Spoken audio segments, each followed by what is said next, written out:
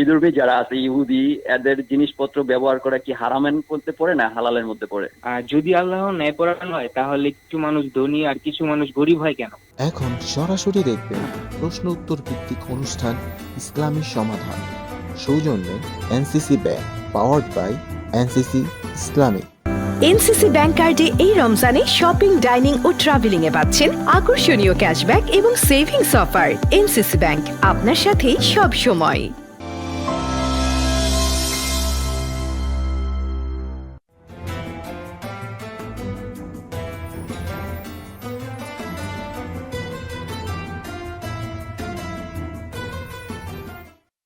সহযোগিতা।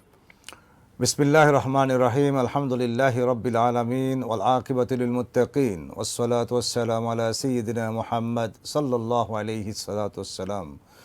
প্রিয় দর্শক, যারা বাসির টিভি দেখছেন সকলকে জানাই আন্তরিক মোবারকবাদ। আহলান সাহলান, মাহে রমাদান, খুশ আমদেদ মাহে রমাদান। প্রিয় দর্শক, আল্লাহ তাআলা আমাদের উপর সিয়াম ফরজ করেছেন এবং নামাজ ফরজ করেছেন, যাকাত দেয়া ফরজ করেছেন, অনেক কিছুই ফরজ করেছেন।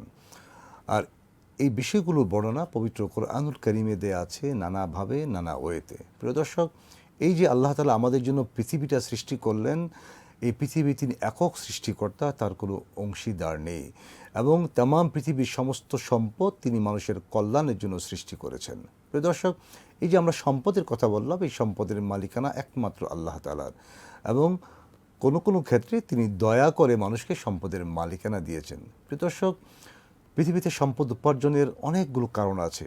আমরা যদি কোরআনে কারীমের আয়াত নিচয়ের দিকে তাকাই তাহলে আমরা দেখতে পাই আল্লাহ তাআলা অনেক জায়গায় বলেছেন, আমি তোমাদেরকে যা দিয়েছি তার থেকে তোমরা খরচ করো। এর মানে আমাদেরকে উপার্জন করতে হবে, সম্পদশালী হতে হবে, খরচ করতে হবে আল্লাহর সন্তুষ্টির জন্য। প্রিয় দর্শক, কোরআন এবং হাদিসের কোথাও দারিদ্র্যের জয়গান গেয়ে একটি আয়াত বা একটি হাদিসও নেই, বরঞ্চ আল্লাহ তাআলা তার রাসূলকে অ্যাড্রেস করে বলেছেন, ওয়াজাদাকা আইলান ফাআগনা, যে আমি তো আপনাকে নিঃস্ব অবস্থায় পেয়েছি, অথবা আল্লাহ তাআলা আপনাকে নিঃস্ব অবস্থায় পেয়েছেন, অথবা আল্লাহ তাআলা আপনাকে ধনী করেছেন বা গনি করেছেন।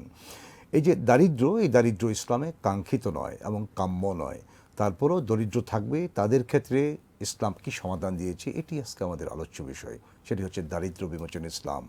এই অনুষ্ঠানটি আপনারা দেখছেন এনসিসি ব্যাংকের সৌজন্যে, পাওয়ার্ড বাই এনসিসি ইসলামিক। প্রিয় দর্শক, দারিদ্র্য বিমোচন ইসলাম এই গুরুত্বপূর্ণ বিষয়ের উপর আলোচনার জন্য আমরা আমাদের স্টুডিওতে নিমন্ত্রণ জানিয়েছি একজন সম্মানিত অতিথিকে। তিনি হচ্ছেন জগন্নাথ বিশ্ববিদ্যালয়ের সম্মানিত সহযোগী অধ্যাপক ডক্টর মোহাম্মদ খায়রুল ইসলাম।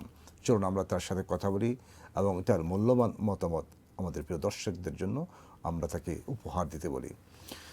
জি, আসসালামু আলাইকুম। আসসালামু আলাইকুম। ওয়ালাইকুম আসসালাম ওয়া রাহমাতুল্লাহ। ভালো আছেন? আলহামদুলিল্লাহ। বাসির টিভির পক্ষ থেকে আপনাকে আন্তরিক ধন্যবাদ। আমি ভালো আছি, আলহামদুলিল্লাহ। আপনাকেও ধন্যবাদ। আমরা আপনার মাধ্যমে আমাদের দর্শকদেরকে জানাতে চাই দারিদ্র্য বিমোচনে ইসলাম কি কি পদক্ষেপ নিয়েছে। আলহামদুলিল্লাহ রাব্বিল আলামিন ওয়াসসালাতু ওয়াসসালামু আলা সাইয়্যিদিল মুরসালিন ওয়া আলা আলিহি ওয়া সাহবিহি আজমাইন। আমরা যে বিষয়টি নিয়ে আজকে আলোচনা করছি, যে দারিদ্র্য বিমোচনে ইসলামের রোল বা ইসলামের ভূমিকা, এটি অত্যন্ত সময় উপযোগী এবং চমৎকার একটি বিষয়। আপনি যে কথাটি বলছিলেন যে দারিদ্র্য, এটা ইসলাম পছন্দ করেন না। ইসলাম চান না যে কেউ দারিদ্র্য থাকুক। তারপরও দারিদ্র্য, জাতিসংঘের সর্বশেষ রিপোর্ট অনুযায়ী গোটা দুনিয়াতে 1.1 বিলিয়নের নিচে, দারিদ্র্য সীমার নিচে মানুষ বাস করছে। এই যে মানুষ দারিদ্রতা, আমরা দেখি যে আল্লাহ রাসূল সাল্লাল্লাহু আলাইহি ওয়াসাল্লাম দোয়া করতেন যে আল্লাহুম্মা ইন্নী আউযু বিকা মিনাল কুফরি ওয়াল ফাকর, যে আল্লাহ, আমি আপনার কাছে আশ্রয় চাই দারিদ্রতা এবং কুফরি, দুটোকে কাছাকাছি জায়গায় আল্লাহ রাসূল আলোচনা করেছেন। তো এখন এই যে দারিদ্রতা, এই দারিদ্রতা যেহেতু আমাদের কাঙ্ক্ষিত না এবং এটা থেকে যেহেতু আমরা সবাই বেরিয়ে আসতে চাই, সুতরাং এটা বেরিয়ে আসার জন্য ইসলাম যেই পদক্ষেপগুলো নিয়েছে, আমি ব্যক্তিগতভাবে এটাকে 3 ভাগে ভাগ করতে চাই। 3 ধরনের পদক্ষেপ ইসলাম নিয়েছে। নাম্বার 1 হচ্ছে positive measures, number 2 preventive measures, number 3 corrective measures. আমি যদি একটু ব্যাখ্যা করি, পজিটিভ মেজার্স, প্রথম হচ্ছে ইতিবাচক কিছু পদক্ষেপ ইসলাম নিয়েছে। সেখানে ইতিবাচক পদক্ষেপগুলো কি? ইসলাম জীবিকা উপার্জনকে গুরুত্ব আরোপ করেছে, সম্পদ উপার্জনে গুরুত্ব আরোপ করেছে। জীবিকা উপার্জন কীভাবে গুরুত্ব আরোপ করেছে? ইসলাম যেটি চায় যে মানুষ, আল্লাহ রাব্বুল আলামিন মানুষকে সৃষ্টি করেছেন এবং এই দুনিয়াতে মানুষের থাকবার ব্যবস্থা করেছেন, দুনিয়াতে মানুষের রিজিকের ব্যবস্থা করেছেন। আল্লাহ বলছেন যে ওয়ালাকাদ মাক্কান্নাকুম ফিল আরদ ওয়া জাআলনা লাকুম ফিহা মাআইশ, আমি তোমাদেরকে এই জমিনে প্রতিষ্ঠিত করেছি এবং এখানেই তোমাদের রিজিকের ব্যবস্থা করেছি। এবং সূরা জুমায় বলা হয়েছে ফাইদা কুদিয়াতি, সূরা জুমার 10 নম্বর আয়াতে আল্লাহ বলছেন ফাইদা কুদিয়াতিস সালাহ ফান্তাশিরু ফিল আরদি ওয়াবতাগু মিন ফাদলিল্লাহ, যে যখন সালাত সমাপ্ত হয়ে যাবে তখন তোমরা জমিনে ছড়িয়ে পড়ো। সূরা মুলক আল্লাহ সেম কথাই বলছেন যে হুয়াল্লাযী জাআলা লাকুমুল আরদা যালুলা ফামশু ফি মানাকিবিহা ওয়া কুলু মির রিজকি, যে আমি এই জমিনকে তোমাদের জন্য বিস্তৃত করেছি, এর পিঠে তোমরা বিচরণ করো এবং এর থেকে তোমরা রিজিক অন্বেষণ করো। তাহলে আমরা এখানে যেটি দেখছি যে ইসলাম ব্যক্তিকে বসে থাকাতে নিরুৎসাহিত করেছে, কাজ করতে উৎসাহিত করেছে, আদেশ দিয়েছে। এবং আল্লাহ রাসূল সাল্লাল্লাহু আলাইহি ওয়াসাল্লাম বলেছেন তলাবু কাসবিল হালাল ফারিদাতুন বাদাল ফারিদা, ফারিদাতুন বাদাল ফারিদা, যে এইটা হচ্ছে যে হালাল উপার্জন করা, হালাল খোঁজ করা, এটা একটা ফরজ। অন্য হাদিস আল্লাহ রাসূল বলেছেন মা আকালা আহাদুন তাআমান কাত্তুন ইল্লা ইয়াকুলু মিন আমালি ইয়াদিহি ওয়া ইন্না দাউদা নাবিয়্যাল্লাহ ইয়াকুলু মিন আমালি ইয়াদিহি, বলছেন যে তোমরা মানে এইটা একজনের জন্য সবচেয়ে জরুরি হচ্ছে যে নিজে উপার্জন করবে এবং সেটাকে সে ভোগ করবে। তাহলে এটাকে আমরা বলছি যে পজিটিভ মেজার্স। এবং পৃথিবীর সকল নবী রাসূল শ্রমের মাধ্যমে জীবিকা উপার্জন করেছেন, সকল নবী রাসূল। যদি এই হাদিসের মধ্যে দাউদ আলাইহিস সালামের কথা বলা হয়েছে ইয়াকুলু মিন আমালি ইয়াদিহি, এবং নবীদের অধিকাংশই আমরা জানি যে নানান রকম ব্যবসা বাণিজ্য কৃষিকাজের সাথে জড়িত ছিল আল্লাহর নবীরা। তাহলে এখানে এই যে পজিটিভ মেজার্সের ক্ষেত্রে আমরা যেটি দেখছি যে দারিদ্রতা যেই কারণে হয় যে মানুষ বেকার থাকে, মানুষ কাজ করছে না, এবং আমাদের মধ্যে আরেকটা বড় সংকট হয়েছে যে আমাদের মধ্যে কাজ করার আগ্রহ কমে গিয়েছে। আমাদের এখন ইয়াং জেনারেশনের মধ্যে আমি দেখছি যে এরা অনেকেই চাকরির পেছনে হন্য হয়ে ঘুরছে এবং তারা মনে করছে চাকরি মনে হচ্ছে একমাত্র কাজ। অথচ আল্লাহ রাসূল হাদিসে বলেছে যে রিজেকের 90% হচ্ছে ব্যবসা বাণিজ্য, 90%। তার মানে তুমি নিজে কিছু করো। আর আমাদের মতো দেশে বাংলাদেশে যেখানে চাকরিতে তো একটা লিমিটেড এবং ব্যবসায় অফুরন্ত এবং আপনি চাইলেও এখানে যত লোক আমাদের প্রতি বছর বের হয়, যত স্টুডেন্ট আমরা বের করি বিশ্ববিদ্যালয় থেকে, সবাইকে চাইলেও রাষ্ট্র তাদের চাকরির ব্যবস্থা করতে পারবে না, ঠিক না? তো সুতরাং এখানে আমাদেরকে নিজেদের উদ্যোক্তা হতে হবে, উদ্যোগী হইতে হবে, কাজ করতে হবে। এবং কাজ করার ক্ষেত্রে আল্লাহ রাসূল কোনো কাজকে ছোট বড় এটা বলেন, এবং বলছেন যে এমনও যে তোমাদের কেউ প্রতিদিন সকালবেলা যাতে বের হয়ে বনে যায়, বনে কাঠ কেটে সেই কাঠ বিক্রি করে কিছু অংশ নিজের জন্য ব্যয় করবে, কিছু অংশ দান সদকা করবে, এটাই হচ্ছে উত্তম। তাহলে এটাকে আমরা বলছি পজিটিভ মেজার্স। এরপরে আমরা বলি প্রিভেন্টিভ মেজার্স। প্রিভেন্টিভ মেজার্স হচ্ছে যে এটা হচ্ছে প্রতিরোধমূলক একটা পদক্ষেপ। প্রতিরোধমূলক পদক্ষেপ বললে আজকের দুনিয়াতে যদি আমরা দেখি যে আজকের দুনিয়াতে আমাদের সম্পদের কোনো কমতি নেই, সম্পদ আছে পর্যাপ্ত পরিমাণ, কিন্তু পরিসংখ্যান বলে যে 1% মানুষের কাছে প্রায় 80% সম্পদ দুনিয়ার, অথবা আরো বেশি, তার চাইতে বেশি। তার মানে যে সম্পদটা আছে এই সম্পদটা প্রপারলি ডিস্ট্রিবিউশন হচ্ছে না, সুষম বন্টন হচ্ছে না, ইনসাফ, সম্পদ বন্টনের ক্ষেত্রে ইনসাফ প্রতিষ্ঠা করা যাচ্ছে না। সম্পদ কিছু কিছু মানুষের কাছে কুক্ষিগত হয়ে আছে। যে ইসলাম সেখানে দুটো জিনিস অ্যাড্রেস করেছে। প্রথমত হচ্ছে আপনি প্রথমে যে কথাটি বলছিলেন যে সম্পদের মালিকানা আল্লাহ রাব্বুল আলামিনের। আল্লাহ কোরআনুল কারীমে বারবার বলছেন লিল্লাহি মা ফিস সামাওয়াতি ওয়া মা ফিল আরদ, আসমান এবং জমিনের মধ্যে যা আছে সবকিছুর মালিক আল্লাহ। আমাদেরকে তিনি ওয়ারিশ বানিয়েছেন, উত্তরাধিকার বানিয়েছেন, ভোগ করার অধিকার দিয়েছেন। এর মানে এই না আমি মালিক। তো এইটা দ্বারা এইটা মিন করেছে যে আমি অন্যায়ভাবে, অন্যায্যভাবে, আমাদের মধ্যে একটা প্রবণতা আছে যে যত যার বেশি সম্পদ আছে তার আরও বেশি প্রয়োজন, এবং সেই যে উপার্জনটা সেটা হালাল না হারাম এটার বাছ বিচার নাই। অথচ কিয়ামতের দিন আল্লাহ রাসূল, আপনি তিরমিজি সেই হাদিসটি জানেন যে আল্লাহ রাসূল বলছেন যে 5টি প্রশ্নের উত্তর না দিয়ে বনি আদম এক কদমও নড়তে পারবে না। লা তাজুলু কাদাম ইবনে আদম হাত্তা ইউসাল আন খামসিন। এর মধ্যে দুটো প্রশ্ন হচ্ছে সম্পদ রিলেটেড। আন মালিহি মিন আইনা ইকতাসাবাহু ওয়া ফিমা আনফাকাহু, যে সম্পদ তুমি কোথা থেকে উপার্জন করেছো এবং কোথায় তুমি ব্যয় করেছো। এটা এমন না যে আমি উপার্জনের প্রক্রিয়া হালাল হবে কিন্তু ব্যয় হারাম প্রক্রিয়া আমি ব্যয় করতে পারবো, তা না, দুটোই হালাল হতে হবে। তাহলে ইসলাম এখানে যে আমরা আরো বলি যে আমি যে সম্পদ উপার্জন করতে চাই, যেমন আমি একটা মোবাইল কিনতে চাই, মোবাইলটা মাস্ট বি হালাল, এবং মোবাইলটা যে টাকা দিয়ে কিনবো সেটাও হালাল হতে হবে, এবং মোবাইলটা আমি কোনো অন্যায় কাজে ব্যবহার করতে পারবো না। এই তিনটা জিনিস যদি আমরা লক্ষ্য রাখি সমাজে অনেক অপরাধ কমে যাবে। এবং হাদিসের মধ্যে এক ব্যক্তির ব্যাপারে বলা হয়েছে যে এক ব্যক্তি সফর অবস্থায়, জীর্ণ শীর্ণ অবস্থায় সে আল্লাহর কাছে দোয়া করতেছে, ইয়া রব ইয়া রব ইয়া রব। আল্লাহ বলতেছেন যে কিভাবে কাই হয় উস্তাজাব, তার দোয়া কিভাবে কবুল হবে? মাতামাহু হারামুন মালবাসাহু হারামুন, সে যেটা খেয়েছে সেটা হারাম, যে পোশাকটা পরেছে সেটা তার হারাম উপার্জন, সুতরাং সে সারাদিন প্রার্থনা করলো, এটা কবুল হবে না। আজকে এই যে রমজানের পবিত্রতম মুহূর্তে আমরা যে আলোচনাটা করছি, এখানে আমাদের জন্য একটা বড় লেসন। আমরা রমাদান আসলে রোজা পালন করি, কিন্তু আমাদের যেই আয় ব্যয় এটা যদি হালাল না হয়, তাহলে আমি এই যে রোজা করলাম, নামাজ করলাম, এটা তো কোনো কাজে আসবে না, কোনো কাজে আসবে না। আল্লাহ রাসূল হাদিসে তাই বলছেন যে মাল্লাম ইয়াদা কাওলা যুর। চমৎকার আলোচনা করছিলেন, একটা ফোন কল আসছে, আমরা রিসিভ করি। জি, কে বলছেন? হ্যালো, আসসালামু আলাইকুম। ওয়ালাইকুম আসসালাম। জি, আসলে আমি প্রোগ্রামটা দেখছিলাম আপনাদের। তো আমার একটা প্রশ্ন হচ্ছে যে এই যে হালাল হারাম নিয়ে, যদি মানে মানে বিধর্মী যারা আছে ইহুদি, এদের জিনিসপত্র ব্যবহার করা কি হারামের মধ্যে পড়ে না হালালের মধ্যে পড়ে? জি ভাই, ধন্যবাদ। আমরা আপনার প্রশ্নের উত্তর দেব ইনশাল্লাহ। আমাদের সম্মানিত দর্শকের প্রশ্ন ছিল যে আমাদের অন্যান্য ধর্মের ভাই বোনেরা, তাদের থেকে কি আমরা হালাল দ্রব্য কিনতে পারবো কিনা, ইউজ করতে পারবো কিনা, বা তাদের সেটা হালাল হবে কিনা? না, এটা এখানে দুটো বিষয়। একটা হচ্ছে যে আমরা ধরেন আমাদের প্রয়োজনে অনেক প্রোডাক্টই আমাদেরকে ব্যবহার করতে হয়, যে প্রোডাক্টটা আমাদের নাই। এখন ধরেন আমরা চিকিৎসা করি, চিকিৎসার অনেক সরঞ্জামাদি আপনি জানেন ইউরোপ থেকে আসে, জার্মানি থেকে আসে।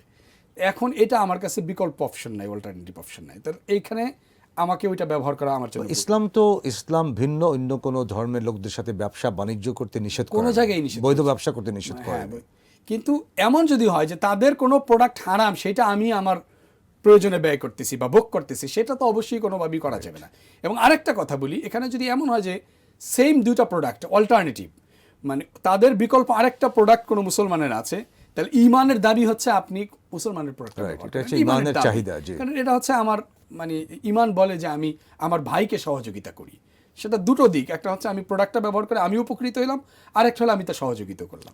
তো আমি যে আলোচনা করছিলাম প্রিভেন্টিভ মেজার্সের, তো প্রিভেন্টিভ মেজার্সের আরেকটা বিষয় হচ্ছে যে এই যে অন্যায়ভাবে সম্পদ উপার্জনের মানসিকতা, আমাদের এখানে প্রতারণা আছে, ধোঁকা আছে, কারসাজি আছে। এই যে আজকে রমাদান মাসে আমরা প্রত্যেক বছর রমাদানে সিন্ডিকেটের কথা বলি, ব্যবসা বাণিজ্য সিন্ডিকেট, যে আমাদের ব্যবসায়ীদের মধ্যে যারাই সিন্ডিকেট করে তারা তো ক্ষুদ্র ব্যবসায়ী না, তাদের তো অভাব নাই, তারা বড়, তারা আরও অনেক উপার্জন করতে চায়, তারা সম্পদ তাদের আরও বাড়াতে চায়। এখন এই বাড়াতে গিয়ে তারা অনেক সময় দ্রব্য পণ্য সামগ্রী মজুত করে রাখে, এরপরে দাম বাড়ায়। অথচ আল্লাহ রাসূল হাদিসে বলছে আল মুহতাকিরু মালউনুন, মানে তাকারা ফাহুয়া খাতির। এটাও আমাদের যে দরিদ্র ভাই বোন আছে তাদের থেকে এক ধরনের সম্পদ ছিনিয়ে নিয়ে যাওয়া। সম্পদ ছিনিয়ে না, তাই তো। ধরেন আমি 100 টাকা উপার্জন করে, হয়তো আমি বাজারে যদি সব কিছুর স্বাভাবিকতা থাকতো, তাহলে আমি 80 টাকা দিয়ে যে জিনিসটা কিনতে পারতাম, এখন আমাকে 120 টাকা লাগতেছে। তার মানে আমি দরিদ্র হয়ে গেলাম, আমার যে 100 টাকা আছে আমি সেটা দিয়ে আমার অভাব পূরণ করতে পারছি না, এবং তাকে আমি আরো দরিদ্র করে ফেলছি। হ্যাঁ, কোরআন কারীম বলছে লা তাকুলু আমওয়ালাকুম বাইনাকুম বিল বাতিল ইল্লা আন তাকুনা তিজারাতান আন তারাদিম মিনকুম।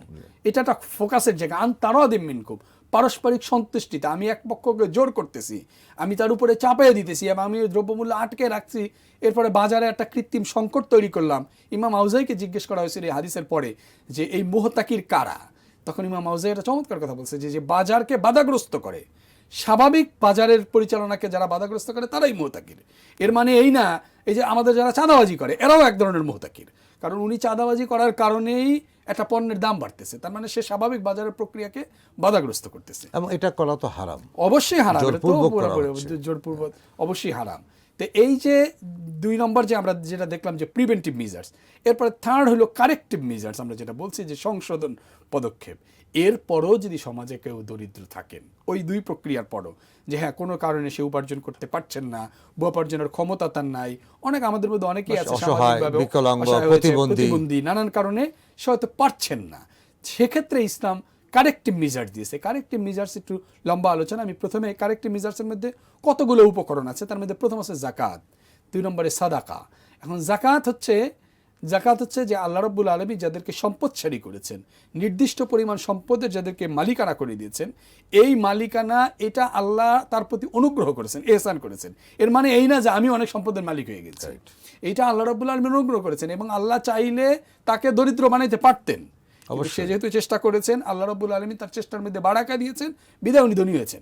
এখন এখানে আল্লাহ বলছেন যে অফি আমওয়ালিহিম হাক্কুল লিসাইল ওয়াল মাহরুম, তোমরা যারা ধনী হয়েছো আমার অনুগ্রহের বদৌলতে, তোমাদের সম্পদের মধ্যে সমাজে যারা বঞ্চিত, সমাজে যারা অসহায় আছে তাদের হক রয়েছে।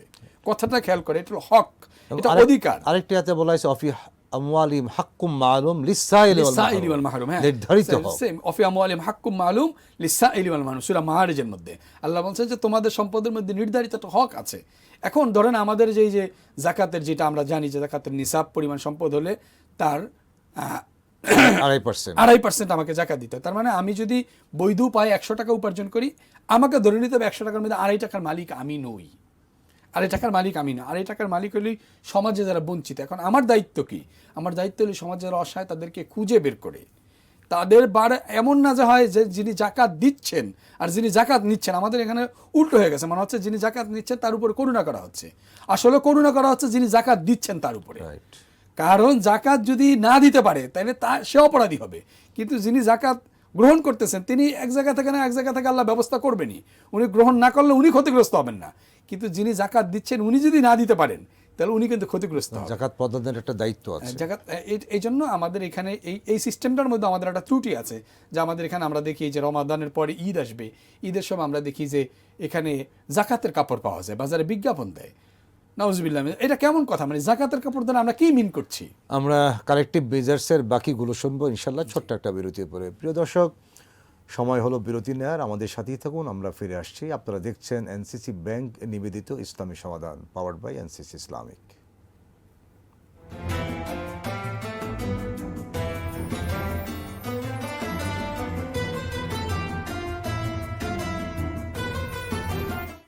এনসিসি ব্যাংক কার্ডে এই রমজানে শপিং, ডাইনিং ও ট্রাভেলিং এ পাচ্ছেন আকর্ষণীয় ক্যাশব্যাক এবং সেভিংস অফার। এনসিসি ব্যাংক, আপনার সাথেই সব সময়।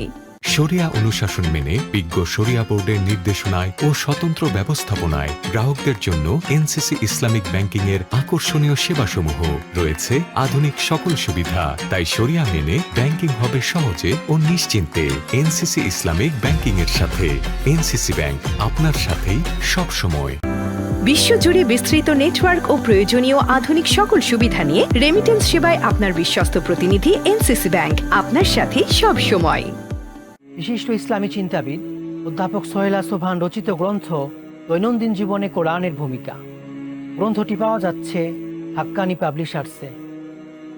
বিশিষ্ট ইসলামী চিন্তাবিদ অধ্যাপক সোহেলা সোবহান রচিত গ্রন্থ শান্তির প্রতীক নবীজি। গ্রন্থটি পাওয়া যাচ্ছে হাক্কানি পাবলিশার্সে।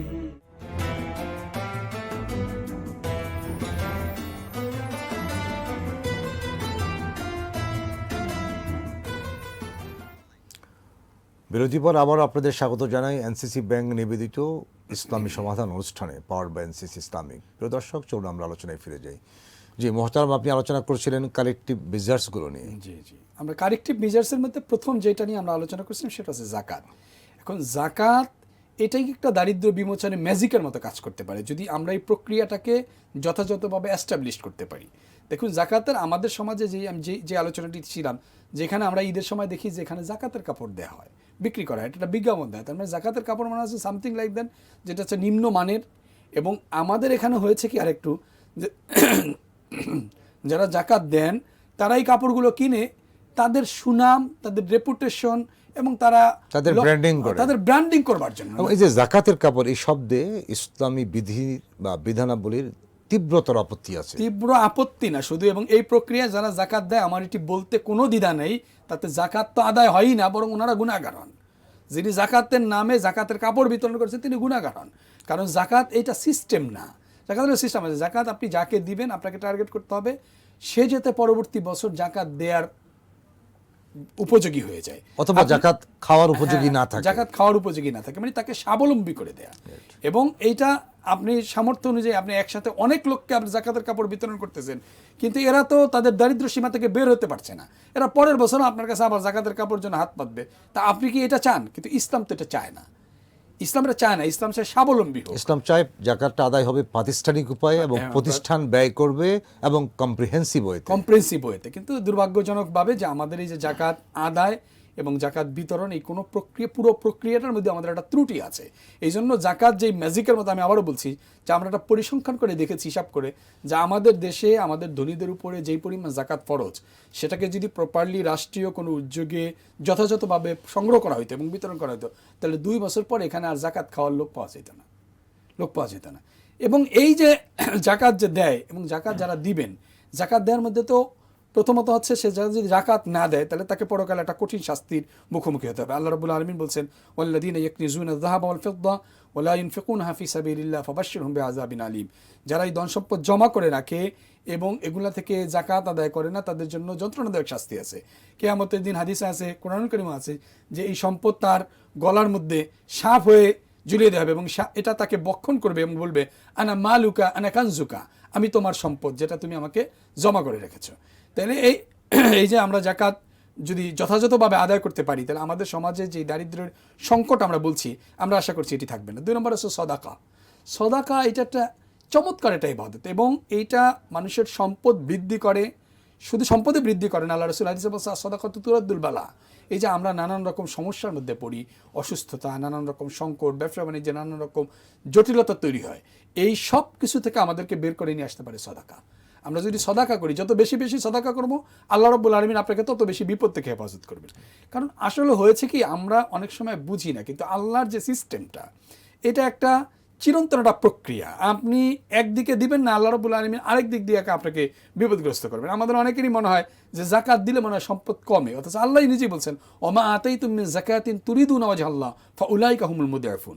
তুমি যে জাকাত দিচ্ছ, এর কারণে তোমার সম্পদ কিন্তু বাড়তেছে, এবং পৃথিবীতে একটি নজিরও নাই যারা যথাযথভাবে জাকাত আদায় করছে তারা দরিদ্র হয়েছে। একটা নজির আপনি খুঁজে পাবেন না। বরং এমন হয়েছে যে তাদের আজকে যদি তার জাকাতের পরিমাণ যা থাকে, পরের বছর তার চাইতে বেশি হবে। এই সদাকার ক্ষেত্রে প্রচুর পরিমাণ সদাকা দিতে আল্লাহ রাব্বুল আলামিন উৎসাহিত করেছেন, এবং আল্লাহ কোরআনুল কারীমে এক্সাম্পল দিয়েছেন যে মাসালুল লাযীনা ইউনফিকুনা আমওয়ালাহুম ফি সাবিলিল্লাহ কামাসালি হাববাতিন আনবাতাত সাবআ সানাবিলা ফি কুল্লি সুমবুলাতিন মিয়াতু হাব্বা। সদাকা হইলো এরকম যে তুমি দান করবা, দানের উদাহরণ হলো ধরো তুমি একটা বীজ বপন করলা, সেখান থেকে একটা চারা হলো, সেই চারার আবার 7টা দানা থাকলো, মানে 7টা ডাল থাকলো, প্রত্যেকটা ডালে আবার 100 টাকা করে ফসল হলো। তার মানে 1 টাকা যদি আপনি দান করেন, তার বিপরীতে 700। এরপর আল্লাহ বলছেন, এখানেই ক্ষান্ত করেন, বলছেন আল্লাহু ইউদাইফু লিমান ইয়াশা, আল্লাহ চাইলে আরো বাড়িয়ে দিতে পারেন, আরো বাড়িয়ে দিতে পারেন। এটা তো সওয়াব। আর রমাদান, এখন যেহেতু রমাদান মাস চলছে, আমরা তো এমনি জানি রমাদান মাসে যে কোনো একটা আমলের 70 গুণ সওয়াব। তাহলে 70 দিয়ে যদি আপনাকে 700 দিয়ে গুণ দেন, তাহলে কি পরিমাণ দাঁড়ান। এটা আসলে জাস্ট মক্কার লোকজন যেহেতু ব্যবসা বাণিজ্য করতো, এই জন্য আল্লাহ রাব্বুল আলামিন ব্যবসায়িক ওয়েতে তাদেরকে শিখিয়েছেন। বেসিক্যালি এটার উদ্দেশ্য এটা না, সংখ্যা গণার উদ্দেশ্য না, উদ্দেশ্য হলো আল্লাহ রাব্বুল আলামিনের মাধ্যমে সম্পদ বাড়িয়ে দিবেন। দারিদ্র্য বিমোচন আরেকটা টুলস কাজ করে, যে যার মাধ্যমে আমরা ঈদের দিনে আমাদের দরিদ্র ভাই বোনদের সাথে অংশীদার হই। হ্যাঁ, আমি আরো কয়েকটা মিজার্স আছে আমি বলছি। এরপরে হচ্ছে দেখেন কর্জে হাসানা, এটা আরো একটা গুরুত্বপূর্ণ। আমাদের সমাজে এখন কর্জে হাসানা এটা কমে গেছে, বা নাই বললেই চলে। কেউ কাউকে এখন আর ঋণ দিতে চায় না, অথচ আল্লাহ রাব্বুল আলামিন ঋণ দিতে উৎসাহিত করছে। মান ইয়াকরিদুল্লাহ কারদান হাসানান, মান যাল্লাযী ইউকরিদুল্লাহ কারদান হাসানান ফায়ুদাইফাহু লাহু ওয়া লাহু আজরুন কারীম। আল্লাহ বলছেন, কেউ যদি কাউকে কর্জ দেয়, কেউ যদি কাউকে বিপদে পড়ে, অভাবে পড়ে, আমরা সাধারণত ঋণ চাইলে আমরা অনেকেই আমাদের সমাজে দেখি মিথ্যার আশ্রয় নেয়, নানান রকম কৌশলের আশ্রয় নেয়। আমার হাতে টাকা নাই, আমার পকেটে টাকা নাই, আমার বাসায় টাকা নাই, নানানভাবে। এটার একটা কারণ হয়েছে আমাদের এখানে হয়েছে, আমাদের তো যারা ঋণ নেয় তারাও আবার যথাযথভাবে অনেক সময় ঋণ পরিশোধ করতে চায় না। এই কারণে এই যে কর্জে হাসানার অথচ আল্লাহ এই ঋণের সিস্টেমটা এত সুন্দর করেছেন যে কেউ যদি কাউকে ঋণ দেয়, এবং আল্লাহ বলছেন যে কেউ কোনো ঋণগ্রস্ত যদি কোনো কারণে ঋণ পরিশোধ করতে দেরি করে, সূরা বাকারা 280 নম্বরে আল্লাহ বলছেন ওয়া ইন কানা যু উসরাতিন ফানাযরাতুন ইলা মাইসারা, তাহলে তার স্বাবলম্বী হওয়া পর্যন্ত তুমি অবকাশ দাও। এরপর আল্লাহ বলছে ওয়া আন তাসাদদাকু খায়রুল লাকুম, তুমি যদি মনে করো যে না, তার ঋণ গ্রহণই করবে না, বরং তাকে সদাকা হিসাবে এটা দাও, তাহলে তো আরো কল্যাণ। তাহলে এটা যদি আমরা দিতাম, আমাদের সমাজে তো আসলে ধনী লোকের অভাব নেই। আমরা প্রায়ই একটা কথা বলি যে আমরা সম্পদ সীমিত, আমরা সব সেলফ সেন্ট্রালাইজড, এবং আমার সবকিছু আমি আমার নিজেকে কেন্দ্রিক চিন্তা, আমি আমার বাইরে কিছু চিন্তা করি না। দেখেন আল্লাহ বলছে যে লাইসাল বিররা আন তুআল্লু উজুহাকুম কিবালাল মাশরিকি ওয়াল মাগরিব ওয়ালাকিন্নাল বিররা মান আমানা বিল্লাহি ওয়াল মালাইকাতি ওয়াল কিতাবি ওয়ান নাবিয়্যিন ওয়া আতাল মাল আলা হুব্বিহি যাওইল কুরবা ওয়াল ইয়াতামা ওয়াল মাসাকিন ওয়া ইবনাস সাবিল। আল্লাহ বলছে শুধু পূর্ব পশ্চিমে যদি তুমি সিজদা করো, ওইটাই মানে সব সময় যে নামাজে দাঁড়িয়ে সিজদা করো, এইটাই ইবাদত না, আমরা নেকি না। চমৎকার আলোচনা শুনছিলাম, জাস্ট একটা কল রিসিভ করি আমরা। জি, কে বলছেন? জি, আসসালামু আলাইকুম, আমি মেহেদী হাসান বলতেছিলাম। জি মেহেদী সাহেব বলেন ভাইয়া। যদি আল্লাহ ন্যায়পরায়ণ হয়, তাহলে কিছু মানুষ ধনী আর কিছু মানুষ গরিব হয় কেন? আপনি প্রশ্নটা আবার একটু রিপিট করেন কাইন্ডলি। যদি আল্লাহ ন্যায়পরায়ণ হয়, তাহলে কিছু মানুষ ধনী, কিছু মানুষ গরিব হয় কেন? অলরাইট, ভাইয়ের প্রশ্ন ছিল যদি আল্লাহ ন্যায়পরায়ণ হয়, তাহলে কেন কিছু মানুষ গরিব আর কেন কিছু মানুষ ধনী? ধন্যবাদ ভাই আপনাকে আপনার প্রশ্নের জন্য। আমি প্রথমে একটা কথা বলি, আমরা এই দুনিয়াতে আল্লাহ রাব্বুল আলামিন আমাদেরকে যে পাঠিয়েছেন, আমরা দুনিয়াতে কেন এসেছি? আমাদের অনেকেই আমরা মনে করছি যে দুনিয়াটাই হচ্ছে আমাদের শেষ। না, দুনিয়া তো শেষ না। আল্লাহ বলছেন যে এটা হচ্ছে পরীক্ষার ক্ষেত্র, এবং আল্লাহ বলছেন ওয়া নাবলুকুম বিশ-শাররি ওয়াল খাইরি ফিতনা, আমি ভালো এবং মন্দ দুটোটারই পরীক্ষা করি। এখন এই যে আপনার কেউ কিছু মানুষকে আল্লাহ সম্পদ দিচ্ছেন, কিছু মানুষকে সম্পদ দিচ্ছেন না, কাউকে এটা সম্পদ তো দিয়ে নিয়ে যাচ্ছেন, সম্পদ দিয়া নিয়ে যাচ্ছেন, নিয়ে হ্যাঁ, যাচ্ছেন। তা কাউকে সম্পদ দিয়ে নিয়ে যাচ্ছেন, আবার কাউকে অসচ্ছল থেকে আল্লাহ সচ্ছল বানাচ্ছেন। এই পুরোটা হচ্ছে একটা প্রক্রিয়া। আল্লাহ চাচ্ছেন যে বান্দা কেমন প্রতিক্রিয়া দেখায়, আপনাকে সম্পদ দেওয়ার পরে আপনার রিয়াকশনটা কেমন, আপনাকে সম্পদ না দেওয়ার কারণে আপনার রিয়াকশন। এই যে জীবন আর মরণের মাঝখানে যা আছে টোটাল জিন্দেগি একটা পরীক্ষা। আল্লাযী খালাকাল মাউতা ওয়াল হায়াতা লিয়াবলুয়াকুম আইয়ুকুম আহসানু আমালা। কাউকে সম্পদ দিয়ে আল্লাহ পরীক্ষা করে, কাউকে না দিয়া পরীক্ষা করে। কারণ না দিলে আপনি যদি না দিলে তো আপনি পরীক্ষা হবেন, কারণ আল্লাহ বলছে ওয়ালা নাবলুওয়ান্নাকুম বিশাইয়্যিম মিনাল খাউফি ওয়াল জুআই ওয়া নাকসিম মিনাল আমওয়াল। আমি সম্পদের কমতি দিয়ে আমি পরীক্ষা করি, অবাশশিরিস সাবিরিন, কারণ আমি দেখি যে ওই অবস্থায় কে ধৈর্য ধারণ করতে পারে, ওই অবস্থায় কে আমার উপর আস্থা স্থাপন করতে পারে। আর সম্পদ বলতে আমরা কি বুঝি? তবে এখানে একটা কথা আছে যে আমরা সবসময় শুনি যে পৃথিবীতে যে কেউ জন্মগ্রহণ করতে পারে দরিদ্র অবস্থায়, বাট সে যদি দরিদ্র অবস্থায় মারা যায় তাহলে এই দায়িত্বটা তার, কারণ তার তো উচিত ছিল শ্রম দিয়ে, তার মেধা দিয়ে সে সম্পদ উপার্জনের দিকে অগ্রগামী হওয়া সৎভাবে। হ্যাঁ, না, উনি ভাই যেই কথাটি বলছে আমি সেটাই বললাম যে আমাদের কাজ হচ্ছে আমরা আমাদের প্রক্রিয়াটা, প্রচেষ্টাটা অব্যাহত রাখা। এরপরে যদি আল্লাহ তাআলা সম্পদ না দেন, সেটার বিনিময় আল্লাহ দিবেন, সেটার বিনিময় আলহামদুলিল্লাহ। আল্লাহ দিবেন। আর কাউকে যদি অডেল সম্পদ দেয় সেটার হিসাবও তাকে দিতে হবে। অডেল সম্পদ দিলে সেটাও যদি যথাযথভাবে হক আদায় না করতে। এই জন্য সম্পদের কমতি আর বেশি দিয়ে আমার এইটা বোঝার উপায় নেই যে যার সম্পদ বেশি সে মনে হয় সফল হয়ে গেছে, যার সম্পদ কম সে মনে হয় ব্যর্থ হয়ে গেছে। এমনও হইতে পারে যার সম্পদ কম কিয়ামতের দিন সেই সফল, এবং আমাদের জন্য ওইটাই জরুরি, পরকালীন সফলতা। এবং আল্লাহ রাব্বুল আলামিন যার সম্পদ কম তার তো হিসাবও কম, কারণ প্রত্যেকটা পাই হিসাব দিতে হবে। কুল্লুহুম আতিহি ইয়াউমাল কিয়ামাতি ফারদা, প্রত্যেককে ইন্ডিভিজুয়ালি আল্লাহ রাব্বুল আলামিনের দরবারে মুখোমুখি হতে হবে। এবং সেদিন যখন আমলনামা মানুষের হাতে দিবে, সূরা কাহফের মধ্যে আল্লাহ বলছেন যে মানুষ বলবে ইয়াকুলুনা ইয়া ওয়াইলাতা মা লি হাদাল কিতাব লা ইউগাদিরু সগীরাতান ওয়ালা কাবীরাতান ইল্লা আহসাহা, যে এইটা আবার কেমন কিতাবের মধ্যে ছোট বড় কোনো কিছুই তো বাদ পড়ে নাই। তো এই জন্য আপনি সম্পদশালী হন এবং আপনার সম্পদ কম হোক এটা গুরুত্বপূর্ণ না, গুরুত্বপূর্ণ আপনি আপনার দায়িত্ব যথাযথভাবে পালন করছেন কিনা। আপনার সম্পদ কম, আপনি চেষ্টা করেন সম্পদ উপার্জনের জন্য, আল্লাহ রাব্বুল আলামিন নিশ্চয়ই আপনাকে বারাকা দিবেন। এবং এমনও হয়েছে যে অনেক কম সম্পদ যাদের দুনিয়াতে তারা অনেক বেশি সুখী সমৃদ্ধশালী, কিন্তু অনেক বেশি সম্পদ যারা তারা আবার আনহ্যাপি। তাহলে তো আপনার তো আল্লাহকুমুত তাকাসুর হাত্তা যুরতুমুল মাকাবির।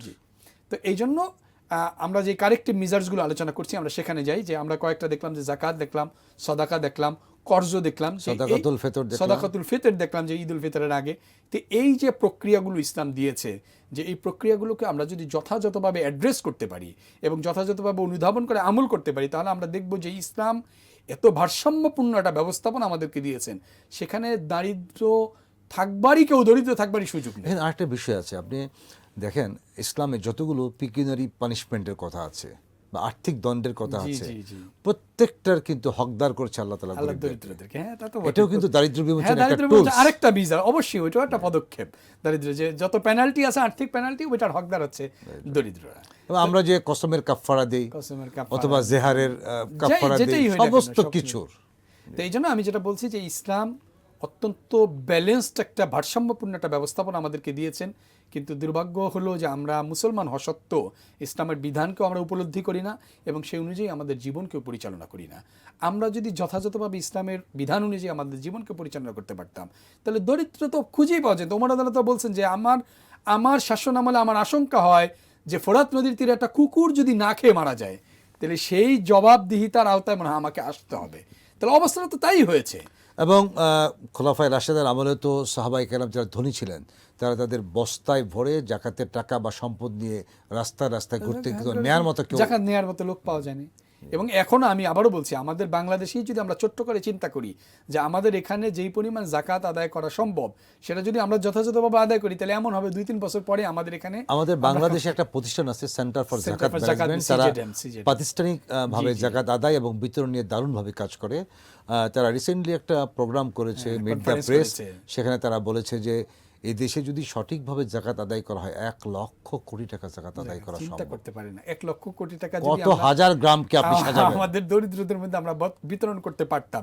এবং জাকাতের আরেকটা চমৎকার বিষয় হচ্ছে জাকাত তুখাযু মিন আগনিয়াইহিম ফাতুরাদ্দু আলা ফুকারাইহিম, জাকাত যেই অঞ্চল থেকে আদায় এবং জাকাত বিতরণের ক্ষেত্রে প্রায়োরিটিও হবে ওই অঞ্চল। রাইট, মানে যে অঞ্চলের ধনীদের থেকে জাকাত আদায় করা হবে ওই অঞ্চলের গরিবদের মধ্যে জাকাত বিতরণ করা তাদের হবে। প্রাথমিক হক। হ্যাঁ, প্রাথমিক হকদার তারাই। তো এইভাবে আমরা যদি এই বিধানগুলোকে কার্যকর করতে পারতাম তাহলে আমাদের দেখা যেত দারিদ্র এইটা আসলে জাদুঘরই পাওয়া যেত, এটা আসলে বাস্তবে সমাজের মধ্যে দরিদ্র বলে কোনো শব্দ থাকতো না। আমরা তো কারণ এখন আমাদের একদিক থেকে হকগুলা আদায় সম্পদের করছি দিক না। থেকে আমরা দরিদ্র, আর একটা হচ্ছে চিন্তা চেতনার দিক থেকে দরিদ্র। সেটা তো একটা ভিন্ন আলোচনা, যে চিন্তার জায়গা থেকেও যে আপনি আমাদের দীনতা আছে, আমাদের দরিদ্রতা আছে। চমৎকার আলোচনা করছেন দারিদ্র বিমোচন ইসলামের নানাবিধ টুলসগুলো নিয়ে। আমরা বিশ্বাস করি আমরা যদি এর উপর আমল করতে পারি ইনশাআল্লাহ দারিদ্র আমাদের থেকে অনেক দূরে চলে যাবে। আপনাকে ধন্যবাদ বাসী টিভির পক্ষ থেকে। প্রিয় দর্শক, ইসলাম হচ্ছে একটা কমপ্লিট কোড অফ লাইফ। আল্লাহ তাআলা বলছেন ইন্নাদ-দীন ইনদাল্লাহিল ইসলাম, অন্যত্র আল্লাহ বলছেন আল ইয়াউমা আকমালতু লাকুম দীনাকুম। এটা পূর্ণাঙ্গ মুকাম্মাল নিজাম হায়াত, জীবনের একটা কনস্টিটিউশন। প্রিয় দর্শক, অন্যত্র আল্লাহ বলছেন ইন্না হাদাল কোরআন ইয়াহদি লিল্লাতি হিয়া আকওয়াম। এই কোরআন যে পথ প্রদর্শন করে, যে পথের দিকে সে নিশানা ঠিক করে, সেটি অনেকটা চিরস্থায়ী এবং দীর্ঘস্থায়ী। আমরা আজকে সাস্টেনেবল ফাইন্যান্স নিয়ে অনেক কথা বলি, সাস্টেন শব্দের সাথে আমরা পরিচিত। ইসলাম যা বলে সবগুলোই সাস্টেনেবল। প্রিয় দর্শক, চলুন না আমরা আরেকবার কোরআনের কাছে ফিরে যাই। কোরআন যে পথ আমাদেরকে দেখিয়ে দেয়, আমরা সে পথকে ফলো করি। নিশ্চয়ই আল্লাহ রাব্বুল আলামিন আমাদের জন্য শান্তির সুবাতাস রেখেছেন, আমাদের জন্য রেখেছেন পরকালীন জান্নাত। আজ এ পর্যন্তই। আবার আপনাদের সাথে দেখা হবে ইনশাআল্লাহ নতুন একটা বিষয় নিয়ে, নতুন কোনো অতিথি নিয়ে। আমরা সে পর্যন্ত অপেক্ষায় থাকি। প্রিয় দর্শক, আপনারা দেখছিলেন এনসিসি ব্যাংক নিবেদিত ইসলামী সমাধান, পাওয়ার্ড বাই এনসিসি ইসলামিক। আজ এ পর্যন্তই।